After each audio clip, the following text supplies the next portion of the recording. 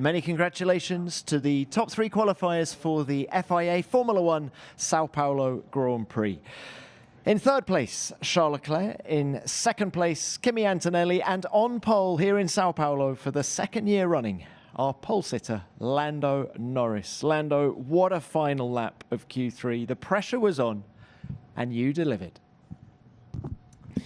Yeah, thanks. It was for sure more stressful than I would have liked, especially because we've been, very quick all weekend.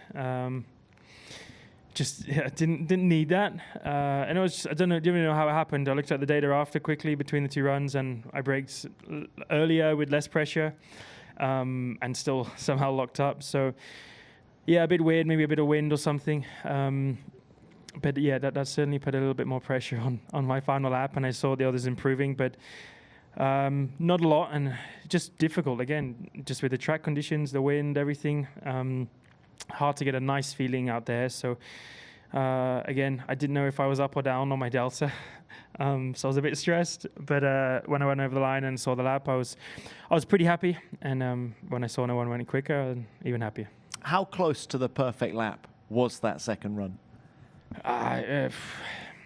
You never know around here. Like my turn 1 wasn't amazing. I think Kimi was purple in sector 1 by 1,000th, so maybe 1,000th more there. There was little bits, but it's so difficult with the wind. Every lap it changes. It's 3 kph, 4 kph. You don't really notice it probably when you're standing there, but it can easily make you go a tenth quicker in a corner, or half a tenth here and there, and that can be a lot at the end of the day. That can be positions, it can be pole and not pole, and those kind of things. So difficult. And sometimes you do the same thing, you repeat, like my turn 1. But you just make a mistake for kind of no apparent reason, no obvious reason why you're in the car. So, yeah, difficult as it was for everyone today. But definitely not a perfect lap, but good enough. Lando, it's been a good day for you. You've won the sprint. You were fastest in every segment of qualifying. How confident are you feeling in this car now? It depends. Like, confident in what? I think. In our race pace tomorrow, not the most I've had. I was certainly more confident in Mexico. I think after this morning with the Mercedes pace and Kimi's pace, certainly lowered my confidence level altogether. But we're still quick. We've still got that little advantage in qualifying, and I really hope that we can continue that into the race tomorrow. But the weather's going to change again. I think it's going to be even colder, which might suit them even more, and the wind's going to change also. So. It's difficult. Every track's so different. The feelings I have on one track are different to the next, and those kind of things. But I just feel like I'm doing a good job. I'm driving well. Earlier in the season, I would just have weaknesses, and I feel like I've, let's say, maybe still got some here and there, but I've lessened them, and they're not like 1/10 now. It's 200ths. So when I can put together the good parts and have those not so bad parts, things go very well. Pirelli have brought harder dry compounds to this race this year. Do you think it'll be a complicated strategic race tomorrow if it's dry? I have to wait and see. That's what tonight's for, honestly. I don't look too much into kind of a strategy until tonight, Saturday night. So we'll see. I think everyone has the same in common. So the soft certainly doesn't feel like a medium to soft step. The soft certainly doesn't handle like what the medium did last year. So it's interesting. There are still some differences, and again, conditions can change everything. So we'll just do, as always, our work tonight and prepare the best way possible. Right. Lando, very well done. Thank you for that. Kimi, many congratulations. Another day, another front row start for you here at Interlagos. Just how good was the session and that final lap of Q3? Yeah, it was a very tricky session. To be honest, the wind was not the best today. Was a bit more of a pain in the ass around the lap, to be fair. But still, the last lap in Q3 was quite decent. Locked up a little bit the rear in the last corner, but despite that little mistake, I don't think I would have been, Lando would have been still fastest. So, yeah, just not the perfect lap, but still, good for P2, and we have a good opportunity tomorrow. Well, can we talk about tomorrow? You put pressure on Lando at the end of the sprint today. Just how confident are you going into the 71 laps tomorrow? Yeah, definitely. The pace this morning was really strong. Was also quite cold, and tomorrow should be kind of the same. So maybe it can help us a little bit more. But running in dirty air is never easy. But hopefully, we can have a strong pace and put pressure on them, and hopefully we can fight for the win. You say running in dirty air is not easy. So, is it all about the start tomorrow? Well, we've seen many races so far in the season that the start and track position can play a massive role for the rest of the race. Of course, Lando has been starting very strong recently, so we need something exceptional. But on my side, I just try to do a normal start and not trying to do too much, and then at least hold position, and then we'll see from there. All right. Very well done. Good luck with that. Thank you, Kimi. And Charles, let's come to you now. It feels like Ferrari have done a bit of a turnaround this weekend. Just how much better was the car in qualifying today compared to sprint quali yesterday? I don't want to over-exaggerate, I think, the turn around that we've had, because we are only speaking about a tenth and a half maybe, but the thing is that this weekend a tenth and a half means out of Q1 or inside Q3. I think where we did a really good job is by executing everything perfectly from Q1 to Q3, because we knew that we were it's been a very difficult weekend since FP1, and we knew that we will struggle to get to Q2 and then Q3. But we did everything perfect, so I'm very happy about that. We changed a little bit the car from this morning, and that did a step that helped us to do a step forward as well. So altogether, to start P3, I think we should be really satisfied with that, because I don't think anybody of us expected that after such a difficult beginning of the weekend. Charles, this is your third consecutive top three start. Do you feel like you're getting some consistency with this car now? I felt it in Austin and Mexico. Maybe this weekend a little bit less.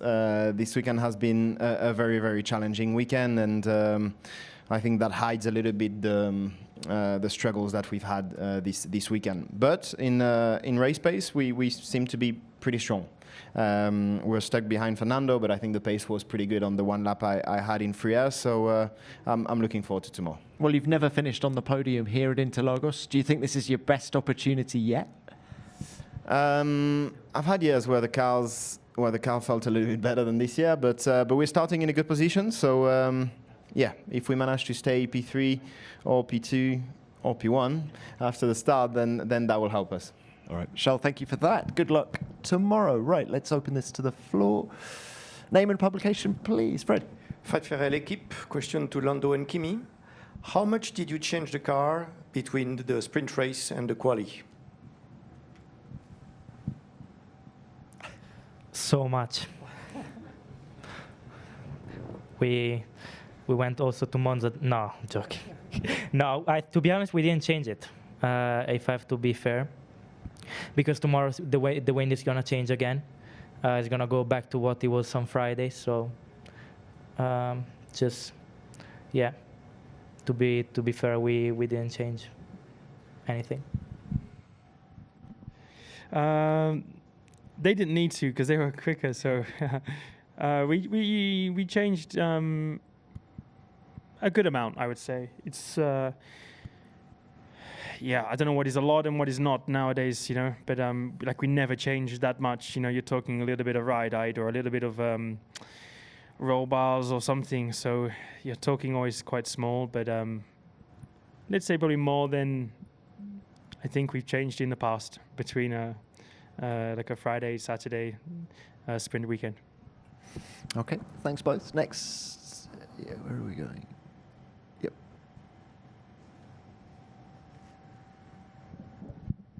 Tiziano, Brazil, Diário de Rio Claro. 2 questions. The first one to Kimi. Kimi, we spoke in Miami during the remembrance of Ayrton's passing. I don't know if you remember. And now we're speaking again here in Brazil. how do you feel about what is happening here? Like the Brazilian crowd, along with Gabriel supporters, is cheering with every lap you turn. And does this moment carry something special for your career? And how are you managing the emotion side of racing in Ayrton's homeland? And then to Charles and to Lando. To your right here, you see someone who, just like you both years ago, was seen as the future of Formula One. Today, you both are great leaders. You're not the future, you're the present. What advice would you both give to him? Lando, what advice can you give to him on the first corner? To stay behind, probably. Lando, let's just start with Kimi and Ayrton and the Brazilian crowd. Yeah, I mean, racing in Brazil has been, incredible so far. The support has been incredible from the Brazilian fans, and definitely that gave me a little bit of extra energy. Every time I go on track, it's been amazing. Also, this track, to be honest, it's really special, really fun to drive, and happy with it. And now really looking forward to tomorrow's race because, it will be good to finish the weekend on a high and, to bring home good points. Okay. And Lando and Charles, advice? None.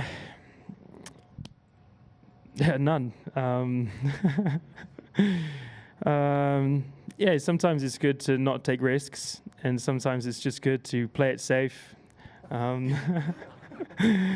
Bank some good points and defend to everyone else behind you. I've always got told you have to be nice to people older than you, so Kimi, be nice. And okay. What else? I don't know. I don't know. I guess everyone's unique in the way that they think, but you got to find your own way. It's the same as me for the last few years, A lot of people tell you got to be like this, you got to have to do that, you need to think like this. That's wrong, this is right. No one's right when it comes to those things. It's always good to listen to people, to take advice, but in the end of the day, you got to only listen really to the people around you that you trust and that trust you. And find your own way of doing things, not think this guy did it 3 years ago or 20 years ago, that's how I got to do it, because it's not how it works. Yeah, I mean, nothing to add. I agree 100% with Lando. I think everybody has its weaknesses, its strength, and you've got to work around them.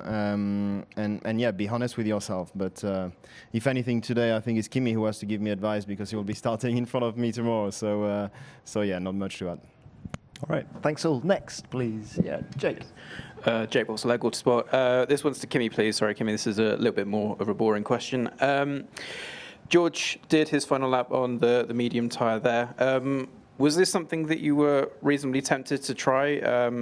Was there something about the Mercedes package overall that was not perhaps blending with the soft so well, or were you absolutely fine on that run? Thank you. No, we definitely think we definitely thought about putting the medium in qualifying, because even yesterday the medium fell, basically the same as the soft. The jump from medium to soft was very little. So we also today in the sprint the medium felt better than the soft. Even in the first few laps, the grip just felt better. The tire felt more robust, especially throughout the whole lap. And so definitely we had a thought about it because we thought that, there was not much of a gap. But it's better I thought as well that because I felt good on the soft, I thought it would be better to keep it for tomorrow. Tomorrow obviously we have the new tires, so that's good, especially for the start. So, I think that was the right choice at the end. Okay, thank you, Kimi. Just any more from the floor? Should we do one more? Hi, thanks. Maria, Car Magazine Brazil. Question to Kimi. We're all talking about, how important tomorrow's race is, especially for Lando, regarding, drivers championship-wise. But in terms of constructor, I mean, apart from McLaren, of course, but the P2, the Ferrari and Mercedes fight, it's an amazing opportunity for Mercedes. And we could see today how much you were looking for a great result in qualifying, especially with Toto's reaction. Yeah, he was like, what? Okay. After your lap, sorry. Yeah, and I mean, we've got Charles right in the front, Lewis back.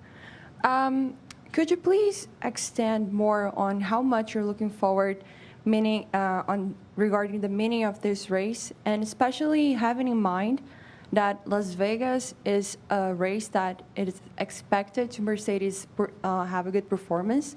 So it's maybe an opportunity for you guys have good results like in 2 rounds straight. So yeah, please.